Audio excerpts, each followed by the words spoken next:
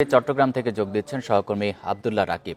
রাকিব, হত্যা মামলায় কাদেরকে আসামি করা হয়েছে, তাদের কোনো রাজনৈতিক পরিচয় আছে কিনা?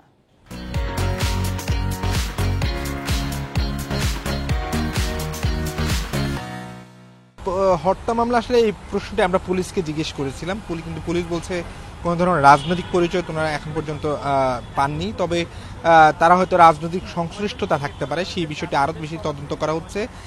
তবে যারাদেরকে এই মামলায় আসামি করা হয়েছে বেশিরভাগই নগরীর যে বান্ডেল রোড পাথরঘাটা যে সেই এলাকার যে সেবক কলোনি রয়েছে সেই কলোনির বাসিন্দা, এবং তারা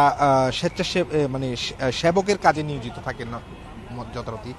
এবং পরিবারের পক্ষ থেকে যদি বলা হচ্ছে তারা আসলে কোনো ধরনের রাজনৈতিক পরিচয় কিংবা ধর্ম বর্ণ সেই বিষয়গুলোকে গুরুত্ব দেননি। তারা আসলে যাদের আসলে সম্পৃক্ততা ছিল তাদেরকে আসলে আসামি করেছেন, সে 31 জন, এছাড়া আরও 10 থেকে 15 জনকে তারা অজ্ঞাত করেছেন।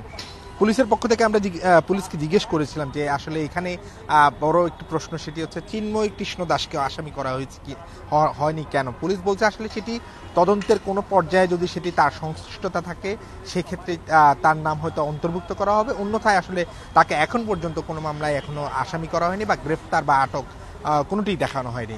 এবং পুলিশের পক্ষ থেকে বলছে তারা তাদের পেশাদারিত্ব বজায় রেখে নিরপেক্ষতা অবলম্বন করে যে মামলার তদন্ত কাজ সেটি যাতে সুষ্ঠুভাবে করেন। এবং যেহেতু এখানে আন্তর্জাতিক বিষয় রয়েছে, আন্তর্জাতিক প্রতিবেশী দেশের উদ্বেগ উৎকণ্ঠার জায়গা রয়েছে, তারা বলছেন কোনো পক্ষকে আসলে তারা আসলে সুবিধা দিবেন না, এবং তারা বলছে নিরপেক্ষভাবে ঘটনা যা সেই ঘটনাটা তদন্তের মাধ্যমে এবং নিরপেক্ষভাবে সুষ্ঠুভাবে তারা তুলে আনবেন, এবং সেখানে আসলে জড়িত যারা আসলে মূল অপরাধী যারা বলা হচ্ছে তাদেরকে আসলে তারা চার্জশিটে অন্তর্ভুক্ত করবেন।